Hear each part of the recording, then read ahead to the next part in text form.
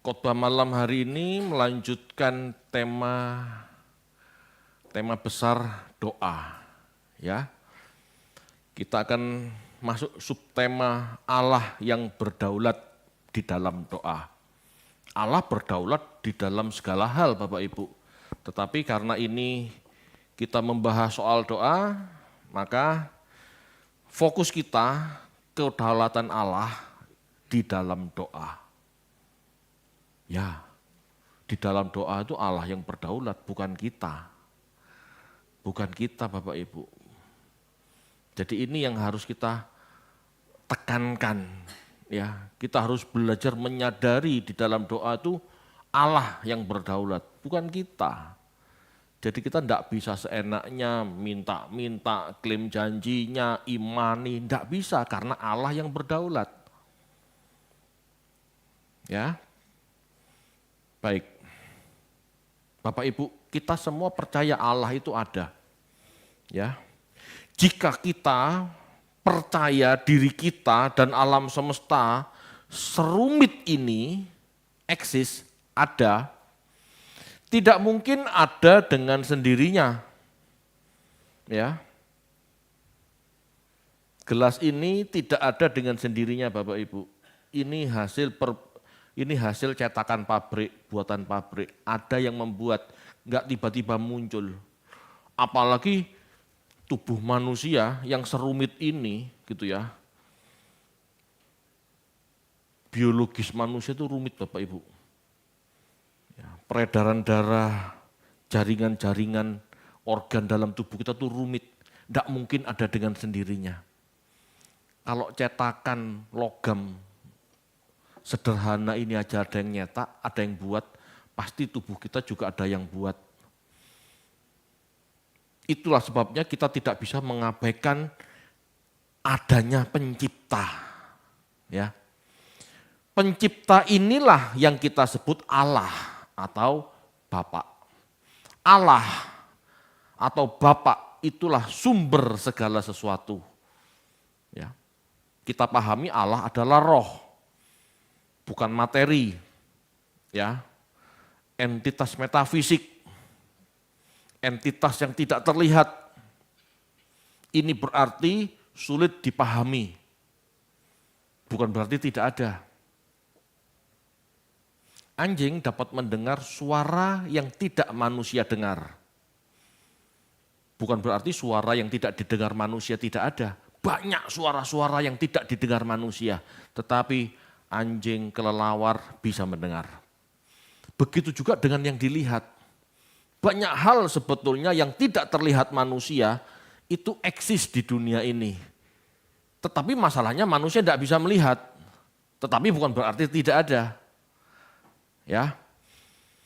Namun karena tidak ada itulah, maka roh sulit untuk dipahami. Sulit untuk dipahami. Bapak Ibu, sekali lagi, sulit dipahami, tidak terlihat, bukan berarti tidak ada. Allah itu nyata, ya Allah itu nyata. Namun, karena manusia tidak bisa melihat yang tidak terlihat, maka keberadaan Allah dalam kitab suci terbukti dengan interaksinya para nabi dengan utusan-utusannya. Bukan dengan Allah langsung. Allah itu roh, tidak terlihat. Sulit dihubungi, apalagi Allah kudus kita najis. Tidak bisa nyambung. Itu sebabnya Allah mengutus malaikat, mengutus utusan untuk berinteraksi dengan manusia. Karena manusia tidak dapat berhubungan dengan Allah secara langsung. Berdoa, Allah, Bapa, boleh. Tetapi pada saat Allah menjawab, itu manusia gak bisa dengar, Bapak Ibu. Jangan sok mendengar suara Allah, tidak bisa. Itu sebabnya malaikat diutus Allah untuk menyatakan kehendak Allah. Halo? Ini bukan kata saya, ini kata Alkitab. Ya. Kita baca yuk, Keluaran 33 ayat 20.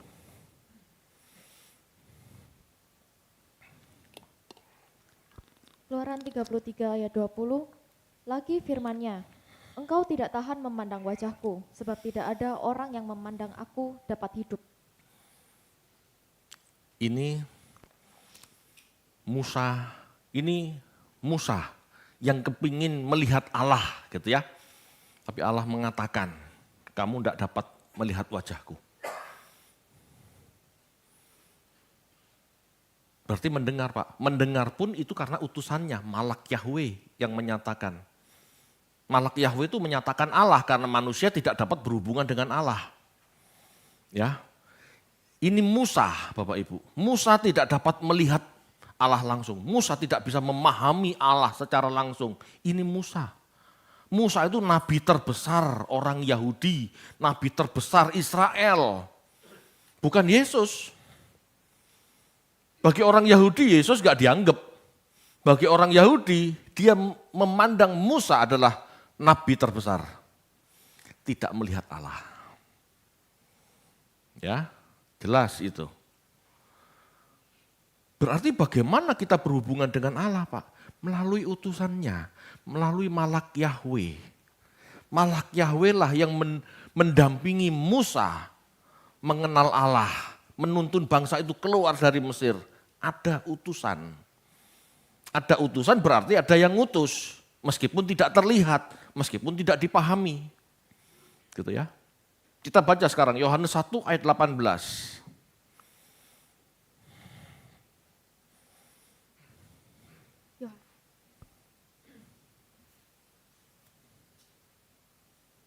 Yohanes 1 ayat 18, tidak seorang pun yang pernah melihat Allah, tetapi anak tunggal Allah. Yang ada di pangkuan Bapa, dialah yang menyatakannya. Ya, tidak ada seorang pun melihat Allah. Persis dengan kata-kata Keluaran 33 ayat 20. Tetapi anak Allah yang menyatakannya. Anak Allah yang dimaksud Yohanes itu anak Allah praeksisten. Mulai dulu menyatakan Allah. Sampai saat ini lahir menjadi manusia. Itu maksudnya. Karena tidak ada seorang pun melihat Allah. Maka Allah perlu mengutus utusannya supaya bisa dipahami manusia. Gitu ya. Dalam doa-doa manusia kepada Allah, ya, ada yang dikabulkan dan ada yang juga tidak. Dalam doa-doa manusia kepada Allah, utusannya seringkali mengatakan ya atau tidak, atau bahkan jangan berdoa. Loh, halo, jangan berdoa.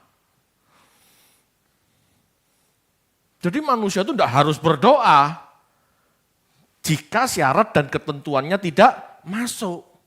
Jangan berdoa.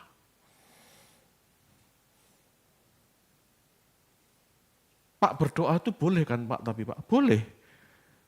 Boleh. Kalau syarat dan ketentuan berlaku. Gitu. Banyak orang berpikir doa itu bisa sak karepe dhewe. Enggak bisa. Ya.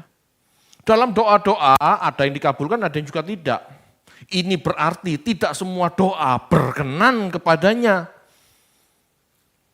Ada doa yang didengar Tuhan, ada doa yang dikabulkan, ada doa yang tidak didengar Tuhan dan tidak dikabulkan. Bahkan ada doa yang gak perlu berdoa kamu.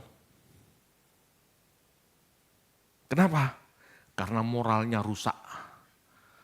Orang yang tidak hidup kudus, orang yang tidak mau hidup suci, ekstrimnya ya tanda kutip, gak usah doa. Percuma. Hanya orang yang mau mengerti kehendak Allah yang Tuhan izinkan berdoa. Halo, ini kelihatannya ekstrim, tapi ayo kita lihat, katanya kita harus dengar, baca, memahami kitab suci. Yeremia 14 ayat 11 sampai 12. Yeremia 14 ayat 11 sampai 12. Tuhan berfirman kepadaku, janganlah engkau berdoa untuk kebaikan bangsa ini. Sekalipun mereka berpuasa, aku tidak akan mendengarkan suruhan mereka. Sekalipun mereka mempersembahkan korban bakaran dan korban sajian, aku tidak akan berkenan kepada mereka. Melainkan aku akan menghabiskan mereka dengan perang, dengan kelaparan dan dengan penyakit sampar. Ya, Tuhan gak berkenan Jangan berdoa buat bangsa ini. Jadi jangan dianggap berdoa itu pasti didengar Tuhan. Ada saat-saat Tuhan tidak mau mendengar doa manusia. Kenapa? Karena moralnya rendah. Karena tidak melakukan kebenaran. Hidupnya sembrono, ngawur.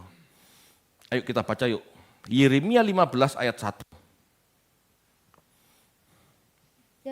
Yeremia 15 ayat 1, Tuhan berfirman kepadaku, sekalipun Musa dan Samuel berdiri di hadapanku, hatiku tidak akan berbalik kepada bangsa ini.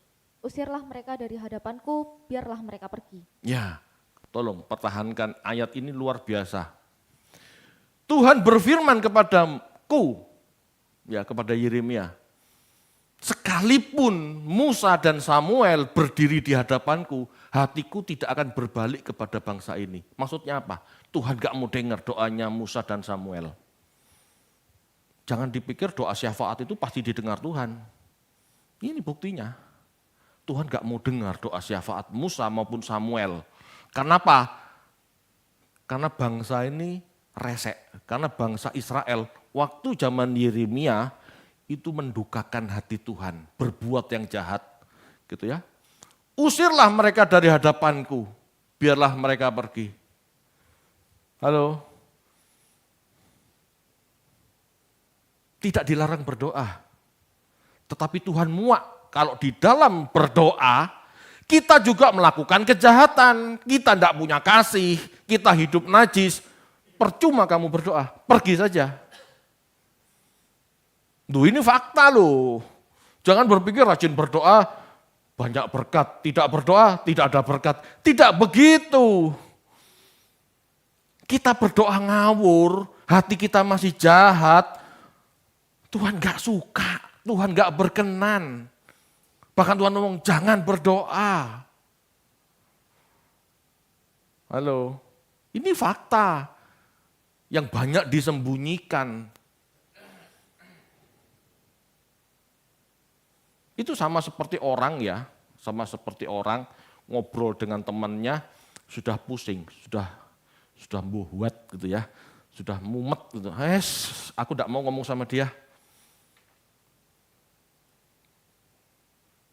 Setiap ngomong sama dia salah paham, setiap ngomong sama dia sakit hati, setiap ngomong sama dia ada masalah, wis gak usah ngomong. Sama, Allah juga gitu. Kenapa begini? Kenapa kita tidak bisa memaksakan doa-doa kita? Karena Allah yang berdaulat. Kalau Allah tidak berdaulat, kita bisa memaksakan doaku dengar Tuhan, harus kau dengar. Tidak bisa, karena Allah yang berdaulat. Allah akan melihat siapa yang berdoa. Allah melihat hati kita.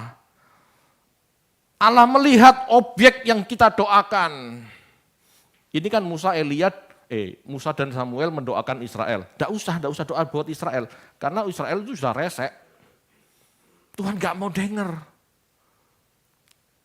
Meskipun niatmu baik Musa, niatmu baik Samuel, tidak usah berdoa bagi bangsa itu. Percuma, karena apa? Mereka jahat.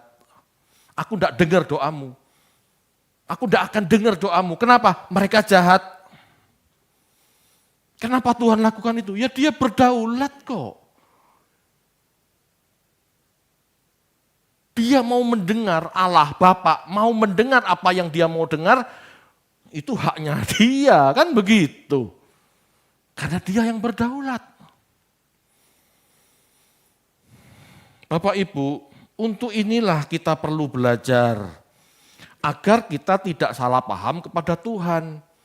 Tetapi biarlah kita yang seharusnya berubah. Oh, kalau mau berdoa itu Tuhan ini karepe ngene. Apa karepe ngene bahasa Indonesia itu apa? Seharusnya begini gitu ya. Oh, kalau mau berdoa didengar Tuhan, seharusnya begini hidup kita. Seharusnya begini sikap kita. Kan perlu dipelajari. Jadi gak setiap doa itu Tuhan dengar. Gak setiap doa Tuhan berkenan. Di Amos dikatakan Tuhan jijik sama ibadahmu. Tuhan jijik sama penyembahanmu. Kenapa? Hidupmu rusak. Hidupmu tidak adil. Loh, tidak adil saja, Tuhan nggak mau dengar loh. Sudahkah kita adil terhadap anak kita, terhadap tetangga kita, terhadap karyawan kita? Sudahkah? Nggak adil, ya nggak didengar.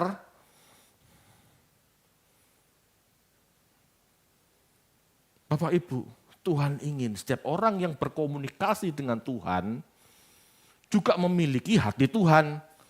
Karena kalau nggak memiliki hati Tuhan, nggak nyambung. Allah ingin orang Israel bermoral, suci, kudus. Orang Israelnya ingin cuman ritual yang mewah, ritual yang sorak-sorai, ritual yang meriah. Loh beda loh. Maunya beda, nggak nyambung. Bapak Ibu, jika saya menekankan belajar itu bukan berarti tidak perlu berdoa. Saya menekankan kita belajar firman Tuhan untuk mendasari atau mendukung kita berdoa dengan benar. Kita perlu belajar firman Tuhan supaya doa kita efektif. Tidak masuk angin. Seperti pompa air ya, kalau masuk angin nggak bisa nyedot, nggak efektif. Betul ya? Jangan sampai dalam doa kita ini kempos, tidak efektif. Kenapa? Kita salah bertindak. Bapak Ibu, seringkali kita salah berdoa. Ya, itu berarti doa tidak boleh sembarangan. Karena doa yang sembarangan atau kita salah berdoa tidak akan efektif. Tuhan gak akan dengar. Karena tujuannya hanya memuaskan nafsu kita. Yakobus 4 ayat 3 mengatakan demikian. Tidak usah dibuka, ini sudah umum. Ya. Doa berarti sebuah usaha komunikasi dengan Tuhan dengan benar. Berarti berdoa Bapak Ibu harus didahului sikap hidup yang benar, hati yang benar, pikiran yang benar. Kita harus benar dulu baru berdoa. Bukan dengan berdoa kita jadi benar, tidak loh. Kita harus masuk dalam doa dengan kebenaran dulu, baru efektif. Bukan dengan rajin berdoa kita dibenarkan, tidak. Tapi kita harus masuk dalam doa dengan hidup yang benar, hidup yang kudus, hidup yang menyenangkan Tuhan, hidup yang mau mengerti kehendak Tuhan. Itu nyambung. Kalau enggak bisa. Jangan dibalik. Seolah-olah dengan berdoa kita dibenarkan. Ya cara kayak seperti itu ya enak. Semua orang agamawi benar kalau gitu. Enggak. Halo, ini firman Tuhan loh yang ngomong. Atau kita baca aja, Yakobus 4 ayat 3, ayo kita baca aja. Mungkin ada yang enggak paham.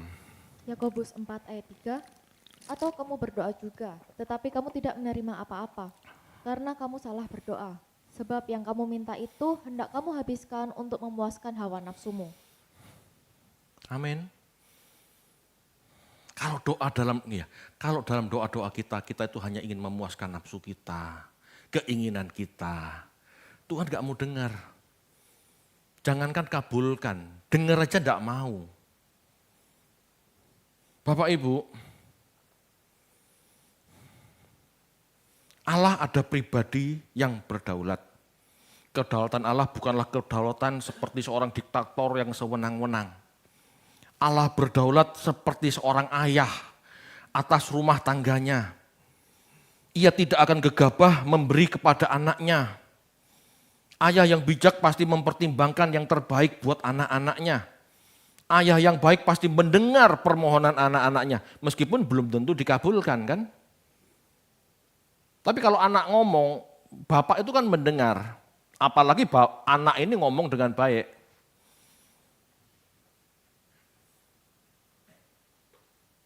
Betul enggak?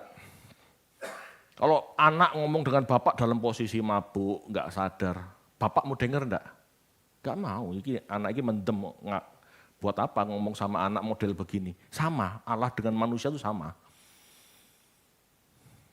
Tapi kalau anak itu ngomong dengan baik, tujuannya baik, karpe baik, positif gitu ya. Bapak mau dengar, meskipun belum tentu dikabulkan. Sebab Bapak tahu memberi yang terbaik buat anaknya. Terlebih Bapak di sorga, yang dalam kemahatauannya, kebijaksanaannya memelihara hidup kita. Tidak mungkin memutuskan sesuatu tanpa alasan yang jelas. Bapak di sorga itu kebaikannya melampaui Bapak yang ada di dunia. Betul ya? Kalau kita tahu yang terbaik buat anak kita, Bapak di surga jauh lebih tahu. Kita bisa salah, tapi Bapak di surga tidak bisa salah. Dengan kemahatauannya dia akan memberi sesuai kebaikan kita. Jadi jangan dikit-dikit marah, dikit-dikit ngambek kalau doa kita tidak dijawab. Karena dia punya pertimbangan yang jauh melampaui pertimbangan kita. Allah ada pribadi yang berdaulat, maka Allah tidak dapat diatur oleh siapapun. Dan cara bagaimanapun, tidak bisa diatur. Disogok, merengek-rengek, tidak bisa. Tuhan, tolong Tuhan. Tidak begitu. Kamu menangis, merengek-rengek, makso, tidak bisa mengubah Tuhan sebetulnya.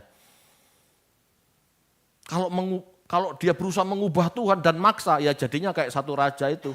Yang seharusnya mati hari itu tapi maksa, purik ngadep tembok, akhirnya dikasih panjang umur 15 tahun.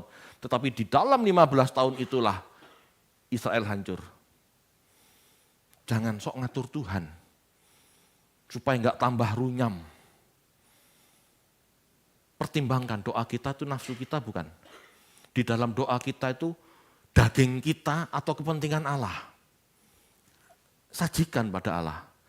Kalau Allah setuju, puji Tuhan. Allah tidak setuju, ya wis. Belajar menerima, belajar memahami Allah tahu yang terbaik. Amin. Kan gitu, itu doa. Karena Allah yang berdaulat, bukan kita yang berdaulat. Ciri-ciri orang yang dalam doanya merasa dirinya yang berdaulat, Tuhan aku ingin dalam nama Yesus jadi aku minta besok aku lihat, wah ngotot gitu ya. Seolah-olah itu pasti terjadi. Ini kurang ajar loh sama Tuhan. Bukan tidak boleh beriman, tapi itu salah. Itu cara yang salah. Membuat Allah seolah-olah karyawan atau jongos yang bisa ngikuti mau kita. Halo?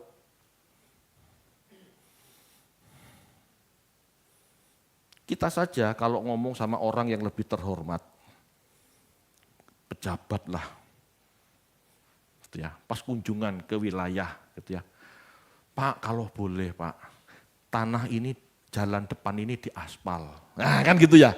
Ngomongnya, kan nggak bisa, Pak Gubernur, besok harus ada, jalan harus diaspal.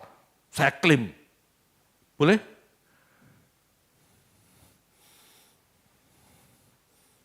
Sama pejabat aja Anda harus hormat. Apalagi sama Tuhan, kok nggak ada hormat-hormatnya, minta kok sok yakin gitu loh. Kalau kita sadar Allah ini berdaulat, kita ngomong yang sopan, kehendaknya saja yang jadi. Kita nggak usah sok ngatur. Sekali lagi, ini tentang kesadaran ya. Kalau ada orang Kristen nggak mau terima, ya silakan.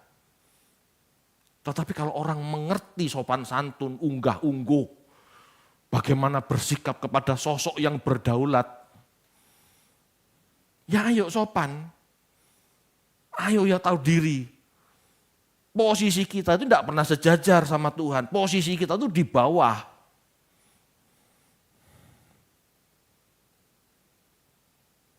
Yesaya 40 ayat 13 sampai 14. Yesaya 40 ayat 13 sampai 14. Siapa yang dapat mengatur roh Tuhan atau memberi petunjuk kepadanya sebagai penasihat? Kepada siapa Tuhan meminta nasihat untuk mendapat pengertian, dan siapa yang mengajar Tuhan untuk menjalankan keadilan, Atau siapa mengajar dia pengetahuan dan memberi dia petunjuk supaya ia bertindak dengan pengertian? Bapak Ibu, ini kalimat tanya. Siapa yang dapat mengatur roh Tuhan? Ya enggak ada. Karena Tuhan itulah pengertian itu sendiri. Karena Tuhan itulah ya pengetahuan itu. Karena dialah sang hikmat itu. Halo. Bapak Ibu, sumber pengetahuan, sumber hikmat, sumber pengertian itu Tuhan. Jadi tidak ada yang bisa menasehati dia. Karena dialah sumber hikmat itu. Lanjut ayat 28. Yesaya 40 ayat 28, tidakkah kau tahu dan tidakkah kau dengar? Tuhan ialah Allah kekal yang menciptakan bumi dari ujung ke ujung. Ia tidak menjadi lelah dan tidak menjadi lesu. Tidak terduga pengertiannya. Ya, dia pencipta langit dan bumi Bapak Ibu. Gak perlu dinasehati. Gak perlu sok tahu kita ngajari. Dia tahu, sebelum kita bicara pun dia tahu. Yesus mengatakan, berdoalah, masuklah kamar, dan berdoalah dengan tidak bertele-tele, seperti kamu tidak mengenal Allah. Betul? Berdoalah, sederhana, karena Allah tahu apa yang akan kamu katakan. Terbuka saja, boleh ngomong, tapi gak usah bertele-tele. Sok ngajari Tuhan, Tuhan harusnya begini, Tuhan harusnya begitu. Kalau enggak begini, begitu. Tuhan tahu. Enggak perlu dinasehati. Tuhan, aku ada masalah. Tolong aku. Selesai. Enggak perlu bertele-tele. Diulang-ulang. Kayak orang kafir Tuhan Yesus ngomong. Berdoa saja terbuka. Dia yang maha tahu, dia sumber pengertian, dia sumber hikmat akan memberitahu bagaimana seharusnya hidup, bagaimana seharusnya melangkah. Bukan kita yang nawari solusi, tidak. Bapak Ibu, Allah adalah Allah yang bebas. Ia tidak terikat apapun, ia bebas dengan apa yang rencanakan, ia bebas dengan apa yang akan dia lakukan sesuai sifatnya yang utama, adil dan kasih. Jika demikian, maka permohonan kita yang kita lakukan dalam doa untuk menunjukkan bahwa kita terbuka. Jadi Bapak Ibu, kalau kita masuk dalam doa, gak perlu bertele-tele. Kenapa? Allah sudah tahu. Kalau gitu gak perlu ngomong Pak, ngomong gak apa-apa, itu sebagai sifat terbuka kita. Itu sebagai tanda keterbukaan kita. Tapi gak usah bertele-tele karena Tuhan tahu. Gak usah ngajarin Tuhan, gak usah ngatur Tuhan.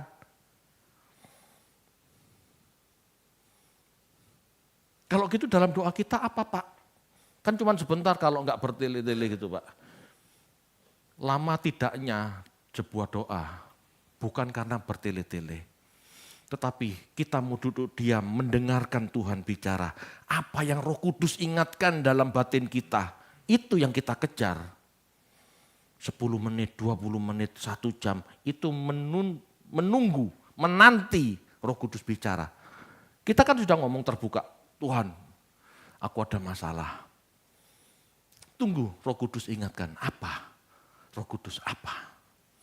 Sambil menunggu kita mau menyanyi, kita mau sujud, kita mau diem. Silahkan, bebas, gak ada aturan. Tetapi fokusnya, apa kehendakmu Tuhan? Itu loh yang penting. Itu yang sulit. Ngomong sama Tuhan gampang, mendengar suara Tuhan itu yang sulit. Memiliki kepekaan Roh Kudus bicara apa, itu yang sulit. Disitulah kita duduk diam. Mau setengah jam, mau 1 jam, terserah. Ya, Bapak Ibu,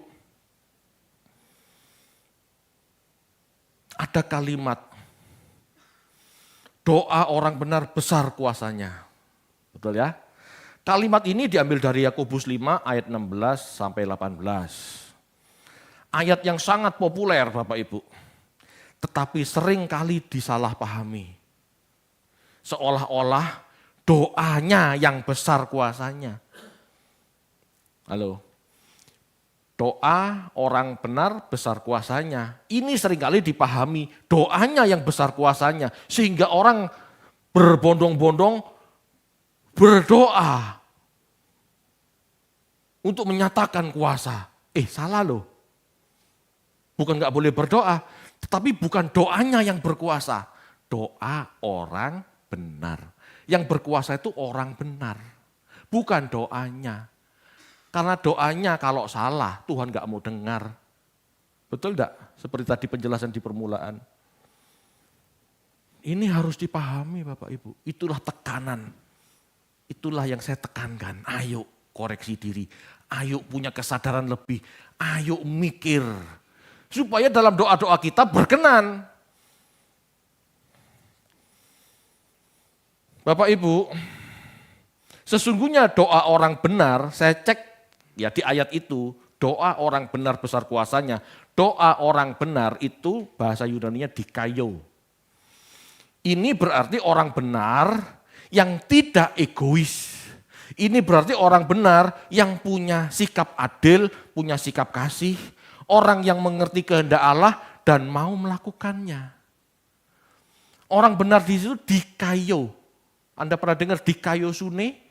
Itu sikap perbuatan yang benar. Doa orang benar itu berarti doa orang yang setiap tindakannya benar. Itu Bapak Ibu.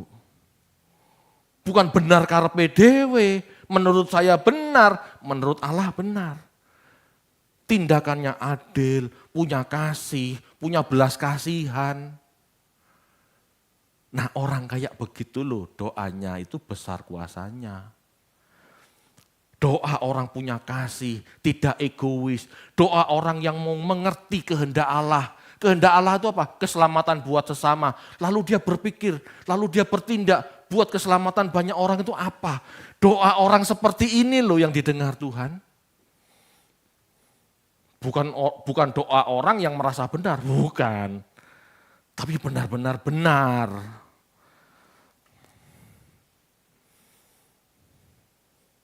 Bapak Ibu, ayat-ayat ini tidak dapat dilepaskan dari kisah Elia sebagai contoh.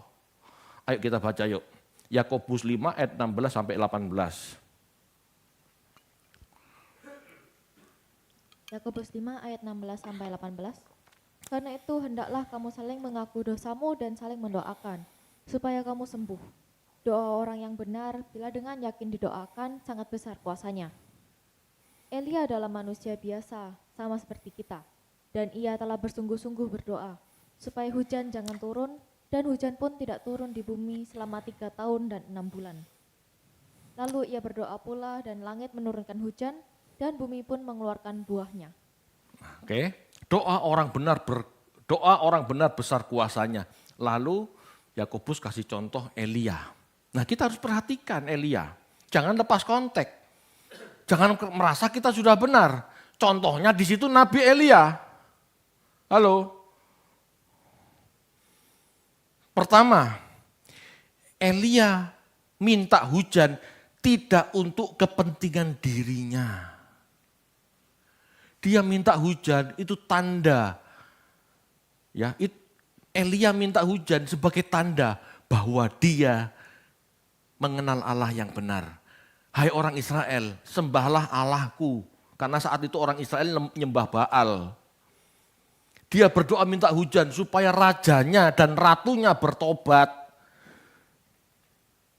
Doa orang benar itu bukan untuk kepentingan diri sendiri.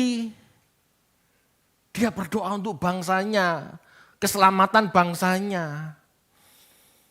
Yang kedua, doa Elia dikabulkan Tuhan karena Elia hidup benar. Hidupnya menjauhi dosa dan dia melakukan tugasnya dari Allah. Melakukan fungsi hidupnya, melakukan fungsinya sebagai nabi. Ingat kekudusan? Bukan cuma hidup bersih, bukan cuma hidup suci, tetapi dia melakukan fungsinya.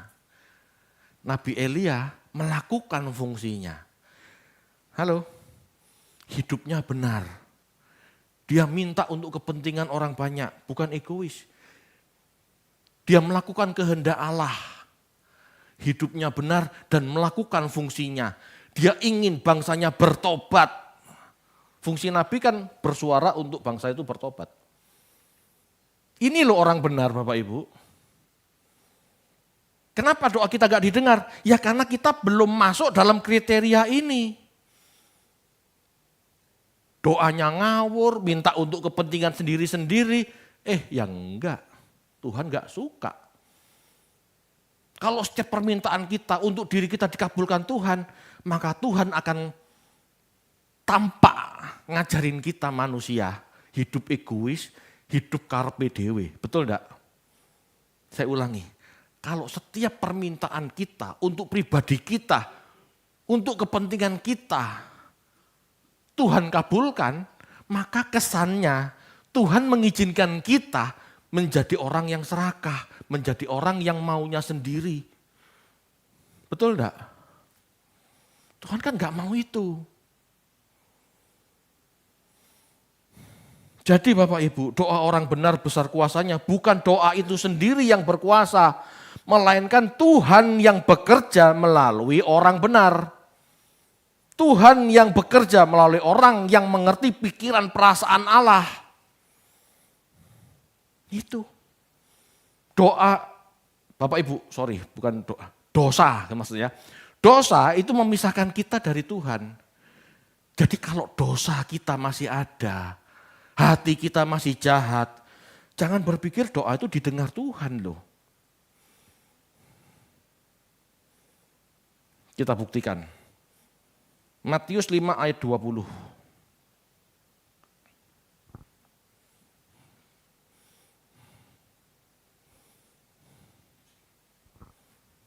Matius 5 ayat 20, maka aku berkata kepadamu, jika hidup keagamaanmu tidak lebih benar daripada hidup keagamaan ahli-ahli Taurat dan orang-orang Farisi, sesungguhnya kamu tidak akan masuk ke dalam kerajaan surga. Bapak Ibu, kita semua ingin ke surga. Kita bertuhan karena kita rindu setelah kita mati, kita kumpul dengan Tuhan. Betul ya? Tetapi Tuhan gak mau dengar loh. Tuhan gak mau berhubungan loh dengan orang yang tidak hidup benar. Bahkan standarnya kamu harus hidup benar melampaui ahli Taurat dan orang Farisi. Kita gak bisa mengenal Allah, kita gak akan connect dengan Allah, kita gak akan dilirik Allah kalau hidup kita gak benar.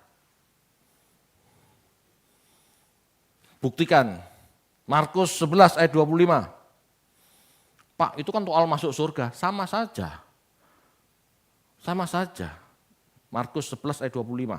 Markus 11 ayat 25, dan jika kamu berdiri untuk berdoa, ampunilah dahulu sekiranya ada barang sesuatu dalam hatimu terhadap seseorang, supaya juga Bapamu yang di surga mengampuni kesalahan-kesalahanmu. Ini hal sepele Bapak Ibu. Kalau kita mau berdoa, masih benci sama seseorang, masih sakit hati sama seseorang, masih baper sama seseorang, kita bukan orang benar. Dan dikatakan apa? Apa? Supaya doamu didengar. Kalau kita tidak pemberesan dulu, hati kita gak beres dengan sesama kita, Tuhan gak mau dengar. Tuhan mau ampuni. Kalau Tuhan ampuni, baru dia dengar. Kalau Tuhan gak ampuni karena kita tidak mengampuni orang lain, ya Tuhan gak mau dengar. Sesimpel itu. Makanya kalau di gereja ditekankan, jangan dikit-dikit baper, jangan dikit-dikit baper. Karena baper itu butuh pemberesan. Lupa pemberesan ya doanya tidak didengar Tuhan. Halo? Kalau ingin menjalin hubungan dengan Bapa di surga, ampuni orang lain dulu. Bantu orang lain dulu. Percuma kita doa panjang-panjang, tapi masih punya masalah di hati. Tidak didengar. Ini fakta Bapak Ibu. Sama seperti dosa-dosa Israel, ini loh buktinya. Harus beres sama sesama kita. Makanya saya pernah mengatakan, kalau kita lagi berdoa, lalu orang lain jebret kecelakaan di depan kita dengar butuh bantuan, bantu dulu. Lagi kita berdoa, Lalu ada yang ngetok, Bapak, tolong Pak, anak saya masuk rumah sakit, saya butuh kendaraan. Keluar, pinjemin dulu. Jangan sok jangan sok saleh dengan berdoa terus. Tidak. Hubungan kita sama orang harus beres dulu, baru hubungan kita sama Tuhan tuh nyambung. Kasih kita harus ada, keadilan kita harus muncul, baru Tuhan dengar. Kok tambah berat Pak, berdoa saja sulit. Loh ini firman Tuhan yang ngomong.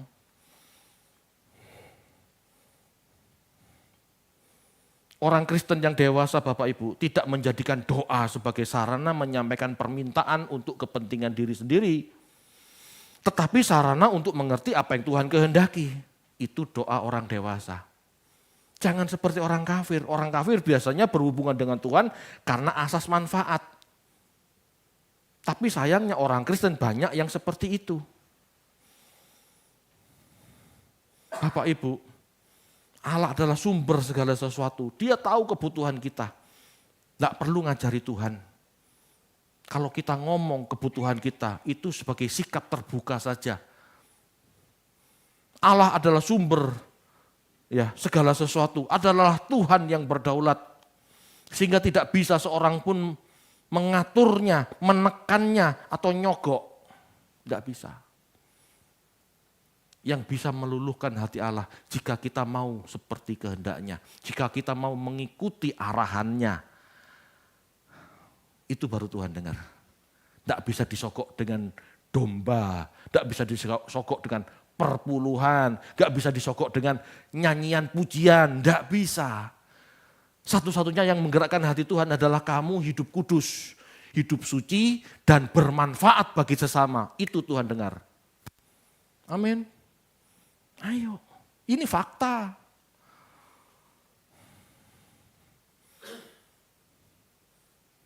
Bapak Ibu, khotbah-khotbah ini saya ambil dari buku doanya Pak Eras.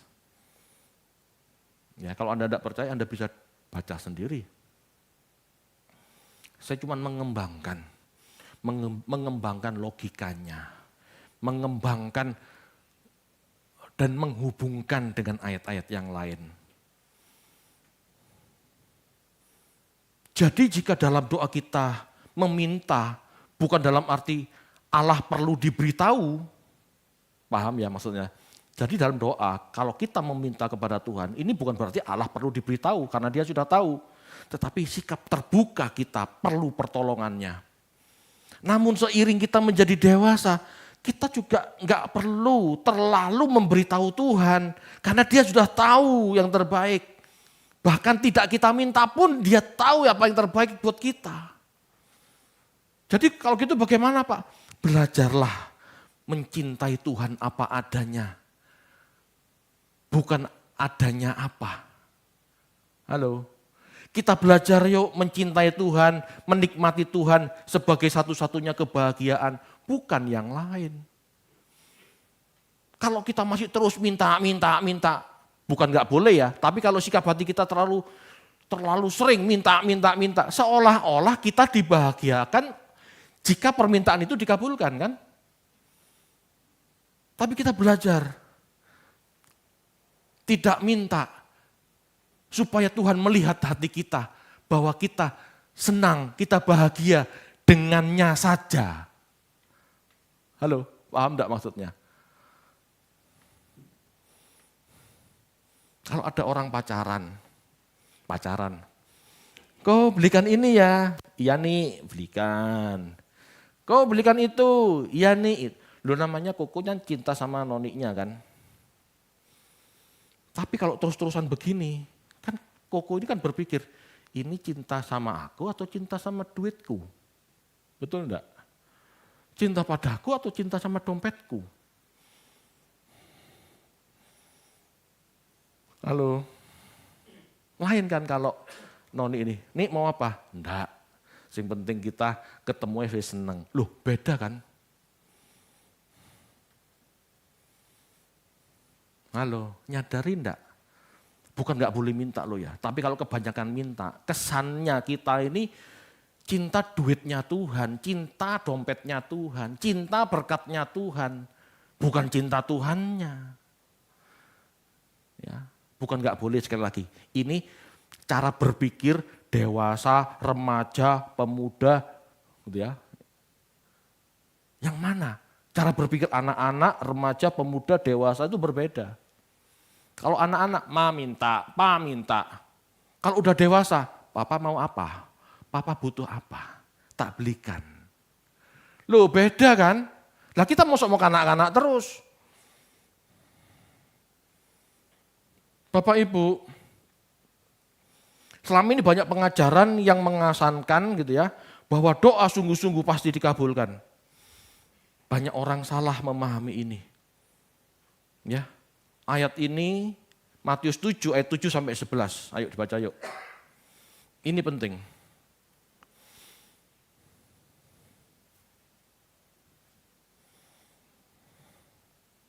Matius 7 ayat 7 11. Matius 7 ayat 7 sampai 11. Mintalah maka akan diberikan kepadamu. Carilah maka kamu akan mendapat. Ketoklah maka pintu akan dibukakan bagimu. Karena setiap orang yang meminta menerima, dan setiap orang yang mencari mendapat, dan setiap orang yang mengetok baginya pintu akan dibukakan. Adakah seorang daripadamu yang memberi batu kepada anaknya jika ia meminta roti, atau memberi ular jika ia meminta ikan? Jadi, jika kamu yang jahat tahu memberi pemberian yang baik kepada anak-anakmu, apalagi Bapamu yang di surga, ia akan memberikan yang baik kepada mereka yang meminta kepadanya. Halo, ayat ini umumnya oleh banyak pendeta dikesankan, ya, pasti dikabulkan. Minta apa saja pasti dikabulkan. Tidak, lihat konteksnya. Coba ayat 7, munculkan. Konteks ayat ini, ya. Lanjut ayat 8, mintalah, carilah, ya. Ketoklah, lanjut. Terus ayat 10, terus 11. Minta, ketok gitu ya. Ketok pintu siapa? Pintu tetangga? Enggak kan? Bapamu yang di sorga, berarti ini urusan dengan sorga. Mintalah, carilah, ketoklah. Ketok apa? Ketok pintu sorga. Bapak Ibu, Allah itu roh. Sorga itu alam roh. Dimensi Allah itu dimensi roh. Jadi mintalah hal-hal rohani, bukan jasmani. Itu maksudnya. Tuhan Yesus mengajarkan kepada kita pada khotbah di bukit ini untuk meminta, mencari, mengetuk pintu kerajaan sorga untuk mendapatkan segala hal yang baik dalam kerajaan sorga. Apa hal yang baik? Itu pasti bukan hal jasmani dan materi, itu hal-hal rohani. Pengertian, wawasan, hikmat, kasih, bagaimana bersikap benar terhadap seseorang yang lain. Minta hikmat itu supaya hidup kita selamat. Hidup kita benar di hadapannya. Minta itu, minta kebenaran. Minta aletheia, minta kemampuan untuk dikayosune, untuk melakukan yang benar. Itu yang diminta. Lihat konteks.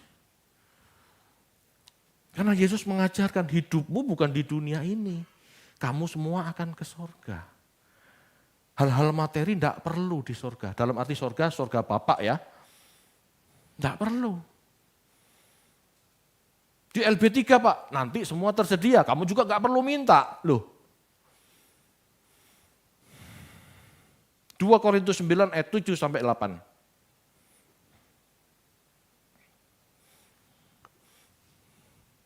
Korintus 9 ayat 7 sampai 8. Hendaklah masing-masing memberikan menurut kerelaan hatinya, jangan dengan sedih hati atau karena paksaan, sebab Allah mengasihi orang yang memberi dengan sukacita. Dan Allah sanggup melimpahkan segala kasih karunia kepada kamu, supaya kamu senantiasa berkecukupan di dalam segala sesuatu dan malah berkelebihan di dalam pelbagai kebajikan. Kembali ke ayat sebelumnya. Bapak Ibu, untuk hal-hal jasmani, ya, berikan dengan sukarela. Bukan untuk ngumpulin loh ya, untuk hal-hal jasmani, berikan dengan sukarela. Untuk hal-hal rohani, kumpulkan. Ayat selanjutnya. Supaya kamu segala bercukupan, ya supaya kamu senantiasa berkecukupan di dalam segala sesuatu, malah berkelebihan dalam berbagai kebajikan. Kebajikan kita tuh harus berkelebihan. Sikap hati yang suci, sikap hati yang baik ini harus berlimpah. Materi berikan.